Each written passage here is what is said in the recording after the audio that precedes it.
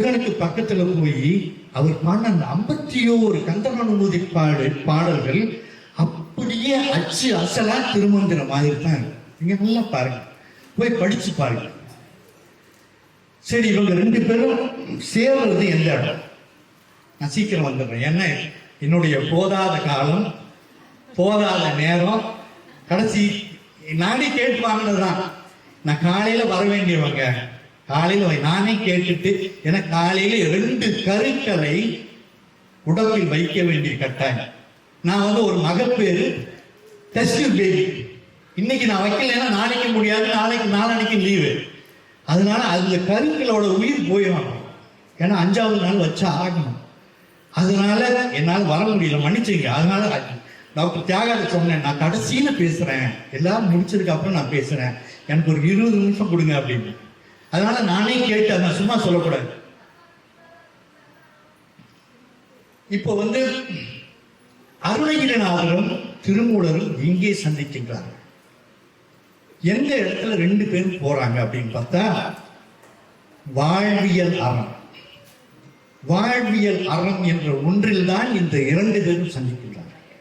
அம்மா மாதிரி எனக்கு திருமந்திரத்துல அண்ட பகுதியெல்லாம் எனக்கு தெரியாதுமா, புரியல நீங்க பேசுறது எனக்கு.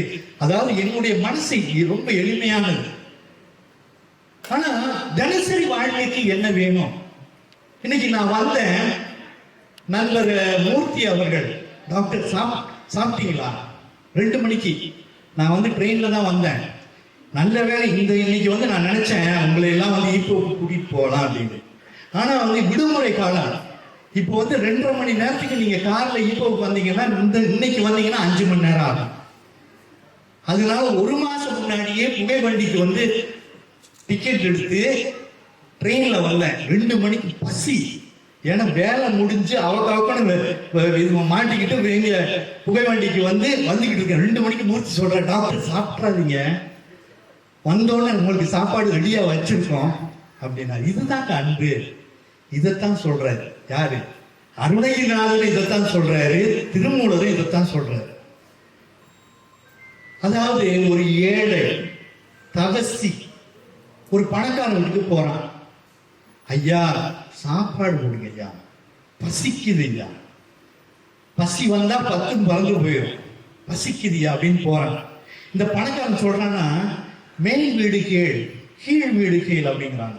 அருணகிரிநாதர் ரொம்ப அழகா சொல்லுவாரு, வெறுமிடியன் ஒரு தவசி அமுதுபடை எணுமளவில், வெறுமிடியன் ஒரு தவசி அமுதுபடை எணுமளவில், மேல் வீடுகள் கீழ் வீடுகள் திடுதென நுழைவதன் முன் எதிர்முடுக்கி அவர்களோடு சீறி ஞாழி போல் ஏறி வீழ்வதாய். இங்க ஞாழினா நாயின் அர்த்தம். வெறுமிடியன் ஒண்ணுமே இல்லாதவன் தவசி போய் சாப்பாடு தான் கேட்டான், அமுதுபடை என்று கேட்கின்றார். இந்த பணக்காரன் சொல்றான், நான் மேல் வீடு போ, மேல் வீட்டுக்காரங்களை போய் கேளு, கீழ் வீட்டுக்காரங்களை போய் கேளு, ஏன் என்கிட்ட கேட்கிறேன் அப்படிங்கிறானா. ஆனா 2 வீட்டுக்கு போயிட்டு இவங்க பசி திடுதிடுன்னு நுழைவதன் முன் எதிர்முடுகி நுழையறான். எதிர்க்க வந்துகிட்டு அவர்களோடு சீறி ஞாழி போல் ஏறி வீழ்வதாய். இன்னைக்கு நடக்குதா இல்லையா? 15ஆம் நூற்றாண்டுல நடந்தது இன்றைக்கு நடக்குதா இல்லையா? புறநாட்டிற்கு சொல்லுவார்கள், செல்வத்து பயனே ஈதல்ரா.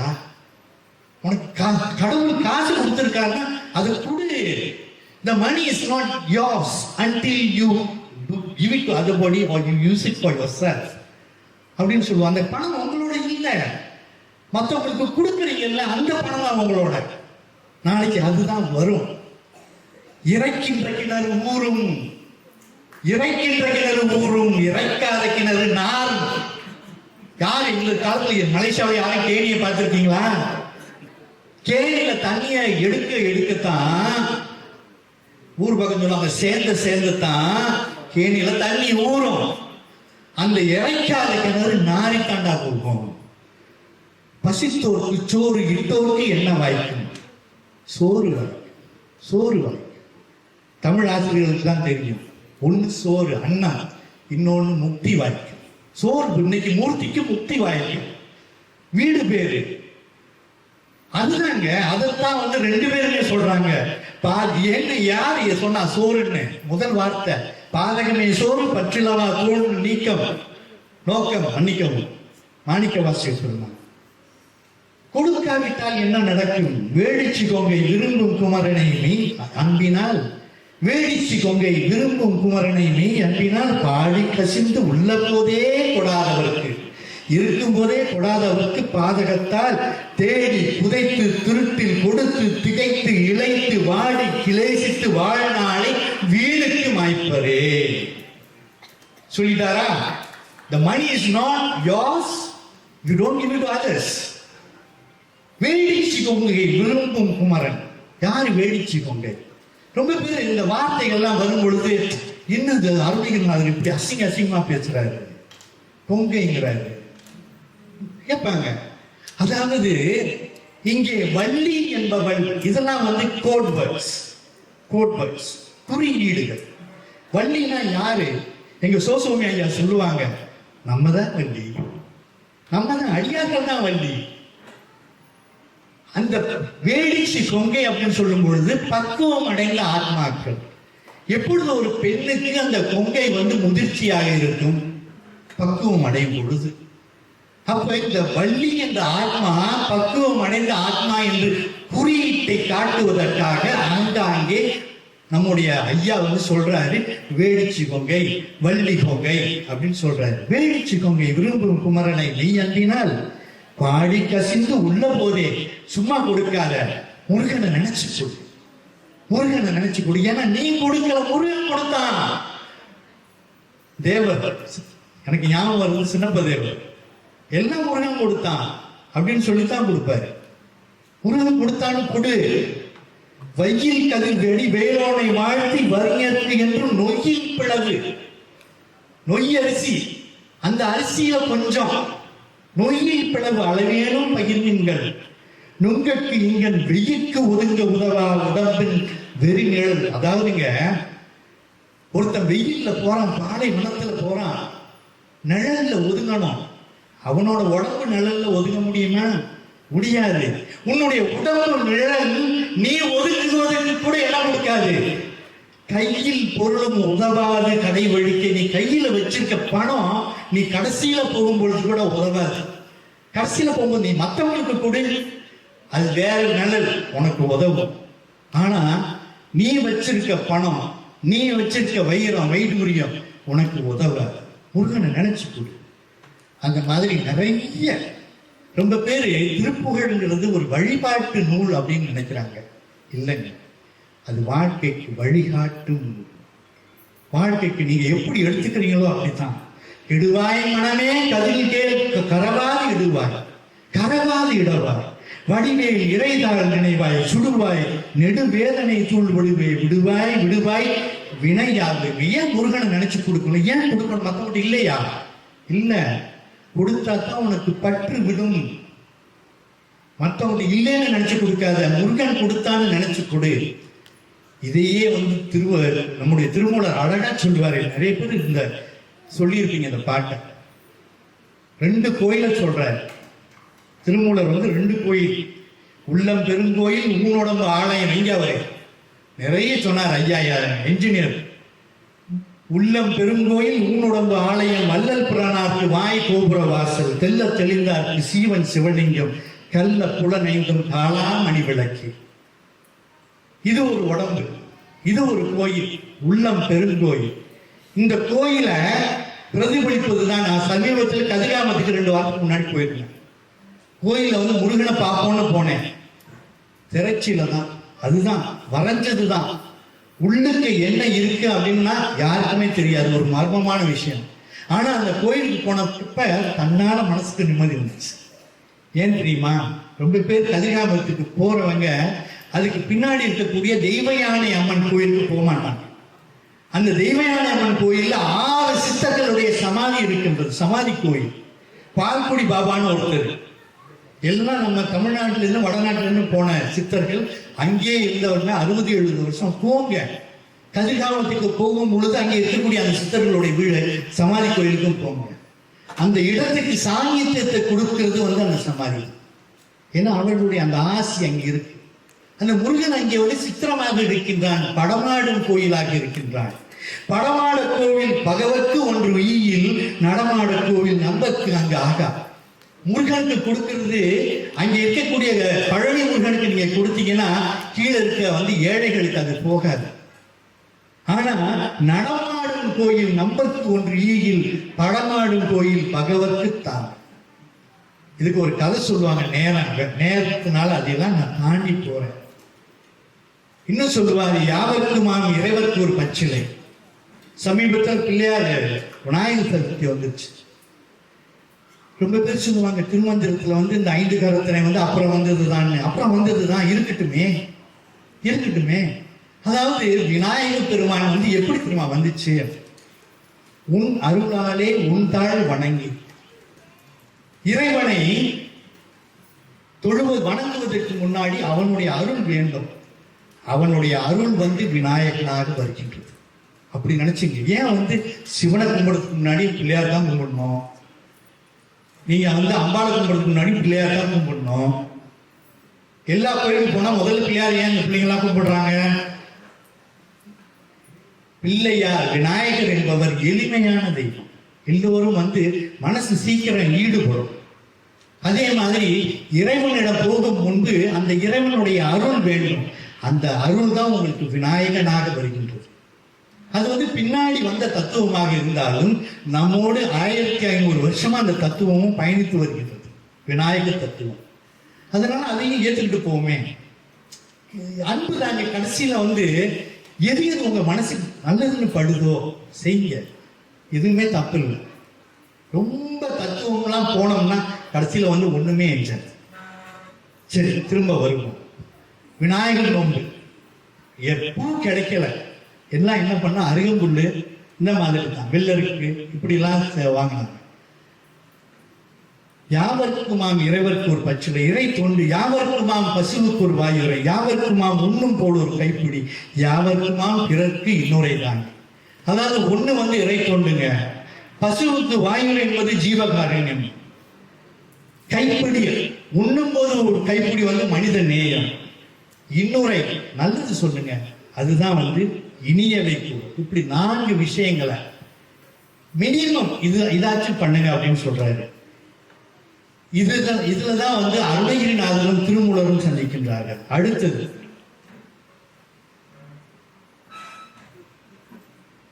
பட்டினத்தார் வந்து இதை சொல்லும் பொழுது எனக்கு ஒன்று வருது. போகும்போது ஒண்ணுமே கொண்டு போறப்பில்லை, ரொம்ப அழகா சொல்லுவார். பிறக்கும் பொழுது ஒன்றும் கொண்டு வந்ததில்லை, பிறந்து மண்மையில் இறக்கும் பொழுது கொண்டு போவதில்லை. வரும்போது ஏதாச்சும் எடுத்துட்டு வந்தோமா? இல்லையே. போகும்போது ஏதாச்சும் எடுத்துட்டு போமா? இல்லையே.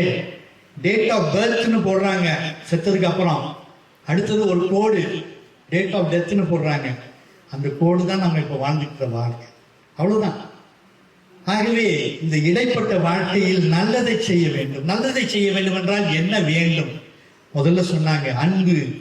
முதல்ல சிவத்துக்கு முன்னாடியே அன்பை போடுறாரு. அன்பும் சிவமும் இரண்டில்லை, இரண்டென்பர் அறிவில்லா. அன்பும் சிவமும் இரண்டுன்னு சொல்லுவாங்க, அறிவில்லாதவங்க தான் அப்படி சொல்லுவாங்க. அன்பு வேற, சிவம் வேற இல்லைங்க. அன்பே சிவமாவது ஆறும் அறிகிலா, அன்பே சிவமாவது ஆறும் அறிந்தபின் அன்பே சிவமாய் அமர்ந்திருந்தாரே. அன்பில் சிறந்த தவமில்லை என்பான் பாரதி. அன்பை விட பெருசா ஒண்ணுமே இல்லை. இதை சொல்றதுக்காக கண்ணப்ப நாயனாரை பற்றி சொல்லும்போது மாணிக்கவாசகர் சொல்லுவார், கண்ணப்பன் ஒப்பதோ அன்பின்மை கண்டபின் என்னப்பன் எண்ணொப்பில் என்னையும் ஆண்டு கொண்டது. கண்ணப்பன் மாதிரி ஒரு பக்தன் உனக்கு இருக்கும் பொழுது என்ன கூட நீ வச்சிருக்கிய, சிவபெருமானே எனக்கும் அருள் கொடுக்குறிய அப்படின்ற அந்த அளவுக்கு கண்ணப்ப நாயனாருடைய அந்த அது சொன்னாலே வந்து அதுக்கு நேரம் ஆயிருக்கு. சிவபெருமான் வந்து சேக்கிழார் சொல்லுவாரா, இந்த கண்ணப்பன் கொடுக்குற எச்சு நீர் வந்து கங்கை நீர் மாதிரி இருந்துச்சான். கண்ணப்பன் வந்து செருப்பு காலான சிவபெருமானுடைய அந்த சிவலிங்கத்தினுடைய அந்த மேனியின் மேல் வைக்கும் பொழுது அந்த கால் எப்படி தெரியுமா இருந்துச்சா? முருகனுடைய பிஞ்சு கால்களை போல இருப்பது. இப்படி கண்ணப்ப நாயனாரின் அன்பை சொல்வார்கள். அதுதான் வந்து அன்பும் சிவமும் வேறு இல்லை. அன்பா எல்லாம் போயிட்டு போ. நான் சில நேரம் இந்த பெரியாரிசம்லாம் சொல்லுவாங்க இல்லையா, அவங்களே நான் மதிக்கிறேன். ஏன்னா அன்பு சொல்லி கொடுத்துருங்க. அன்பு மனித நேயத்தை சொல்லி கொடுத்தவர்கள். நீங்க மற்றவங்களை வந்து பெரியார பார்த்தீங்கன்னா அவர்களுடைய உண்மையான வாழ்க்கை நல்ல வாழ்க்கையா தான் வாழ்ந்திருக்காங்க. நம்ம எப்படி இன்டர்பிரேட் பண்றோம் அவ்வளவுதான். எண்ட் ஆஃப் த டே அன்பு. அவங்க வந்து நாங்க சிவகுரான் நீ அன்புங்கிற அவ்வளவுதான். எடுத்துட்டு போட்டுமே. மனிதனுக்கு அன்புதான் தேவை. என்னை விட்டுட்டு எல்லாத்தையும் விட்டுட்டு எல்லாரும் அன்பா இருப்போம்னா வா எல்லாரும் அப்படியே இருப்போம் அப்படின்ட்டு எல்லாத்தையும் விட்டுட்டு போயிடுவோம். ஆனா முடியாது. எல்லாரும் அவங்களுக்கு ஒவ்வொரு கொள்கையை பிடிச்சிட்டு அலைஞ்சிக்கிட்டு இருக்கோம். இதுதான் வந்து இதைத்தான் வள்ளல் பெருமான் சொல்றாரு. கடைசியில வந்து கடைபிடித்தே வருவார் இல்லை அப்படின்னு சொல்லிட்டு போயிட்டாரு. எவ்வளவோ சொல்லி பார்த்தாரு. சரி மனித நேயம் ஜீவகாரண்யம் அவர் அது கடைசியில் அவர் தான். சில பேர் வந்து வள்ளலார் வந்து சமயத்தை வெறுத்தாங்க. இல்ல அவர் இந்த வழியில வந்ததுனாலதான் அந்த வழிக்கு வந்தார். 6 வயசுல வந்து முருகனை கண்ணாடியில பார்த்ததுனாலதான் அவருக்கு அந்த பக்குவம். நம்மளுக்கு வந்து ஜென்ம ஜென்மமாக நாம் பக்குவம் அடைகின்றோம். வள்ளல் பெருமான் ஒரே ஜென்மத்தில் அந்த பக்குவத்தை அடைந்து விட்டார். இதுதான் நமக்கு வள்ளலாருக்கு நமக்கு உள்ள வித்தியாசம். இதுல பக்குவமாய் அடுத்த இதுல பாதியில நம்ம தொடர்றோம் அவ்வளவுதான். சரி நான் திரும்ப டாபிக் வர்றேன். அன்பை பத்தி அருணகிரிநாதர் என்ன சொல்றாரு? கும்பர்கள் சாமி நமோ நம, கும்பர்கள் சாமி நமோ நம, எம்பெருமானே நமோ நம, ஒன்றொடி மோகா நமோ நம என்னாலும் உன் புகழே பாடி நான் இனி அன்புடன் ஆசார பூஜை செய்து உந்திட வீணால் படாதருள் புரிவாயே. முருகா உன்கிட்ட ஆசார பூஜை செய்யணும், ஆனா அது அன்போடு நான் செய்யணும். அப்ப முருகன்கிட்ட வந்து ஆசாரமா மட்டும் நீ பூஜை செய்ய வேண்டாம், அன்போடு செய். நம்பியாண்டார் நம்பிக்கை வந்து காட்சி கொடுத்த விநாயகர் பொல்லா விநாயகர் மற்றவங்களுக்கு ஏன் காட்சி கொடுக்கல? ஏன்னா நம்பியாண்டார் நம்பிக்கை அன்பு இருந்துச்சு. பிள்ளையார் வந்து அன்பு. சில பேர் சொல்லுவாங்க நீ தீபாராதனை கட்டும் பொழுது படத்துக்கு பக்கத்துல போய் தீபாராதனை கட்டாது சாமி சுட்டு போடுவோம் அப்படிம்பாங்க. அது அன்பு உள்ளத்தில். சில பேர் பகுத்தறிவு ஐயோ ஐயோ. ஆனா நான் அந்த பகுத்தறிவுக்கு மேல அன்பை பார்க்கிறேன். ரொம்ப நீங்க வந்து சாமி மூர்த்தத்துக்கு கீழே ரொம்ப பக்கத்துல போய் தீபம் காட்டுறீங்க, சாமிக்கு சுட்டு போடும் அப்படின்னா ஏன்னு கேட்டா அவனுடைய மனதில் அந்த கண்ணப்ப நாயனாரிடம் இருந்த அன்பு அங்கே இருந்தது. அது அந்த அறிவை மறைக்கலாம் சில நேரம். அந்த அன்பை தான் அவர் சொல்றாரு. சந்தனம் வந்து தொடராலே அசஞ்சலம் துஞ்சி தெரியாதே கந்தனன் என்று உற்று முனைனாலும் கண்டு கொண்டு அன்புற்று இடை வேணும் இடு வேணும். முருகா இந்த சந்தனம் பந்த தொடர் பந்த ஆசை தொடர் வந்து அப்படியே வந்துகிட்டே இருக்கு. இதை வந்து எப்படி நான் உன்ட்ட எப்படி வரணும்? உன்னிடம் அன்புற்று எது வேணும். சரி ஒருத்தவங்களுக்கு அடுத்தது மனித நேயம் வேணும்னா ஒண்ணு அன்பு வேணும், இன்னொன்னு என்ன வேணும்? அதையும் 2 பேரும் சந்திக்கிறாங்க. ஆசை அருமின். ஆசை அருமின் ஆசை அருமின்கள் ஈசனோடு ஆயினும் ஆசை அருமின். ரொம்ப பேர் சொல்லும்போது சொல்லுவாங்க கடவுள்கிட்ட கூட நீங்க வந்து ஆசைப்படாதீங்க. இல்ல திரும்ப சுந்தரரை பாருங்க, ஈசனோடு இருந்தாலும் ஆசையை அறுத்து விடு.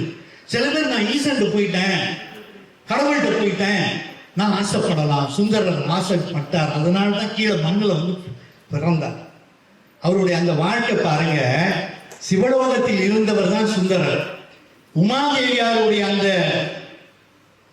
நண்பர்களிடம் அவர் ஆசை, அவர் அந்த பெண்களிடம் வந்து அவர் ஆசை வைத்தார். அதனால் சிவன் சொன்னார் நீ வந்து பூலோகத்தில் பிறந்து அதுக்கப்புறம் என்கிட்ட வா. சிறந்த நண்பனாக இருந்தாலும் கூட ஈசனோடு அவர் இருக்கின்றார், ஆனால் ஆசைப்பட்டார், அதனால் கீழே வந்தார். ஈசனோடு ஆயினும் ஆசை அருமின். ஆசை படப்பட ஆம் வரும் துன்பங்கள் ஆசை விட விட ஆனந்தம் தானே. நீங்க ரொம்ப பேருக்கு ஏன் துன்பப்படுறாங்க நீங்களே பாருங்க. ஒண்ணு பெண்ணாசை,